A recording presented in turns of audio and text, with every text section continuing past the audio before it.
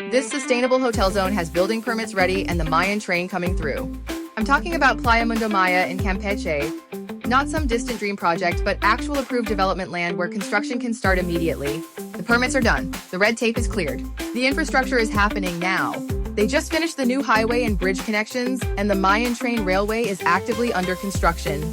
This gives you direct access to millions of tourists who will flood this region in the next few years. We're looking at 14 kilometers of untouched white sand beaches, cenotes, mangroves, and Mayan archaeological sites. Everything eco-conscious travelers and wellness retreat guests are desperately seeking.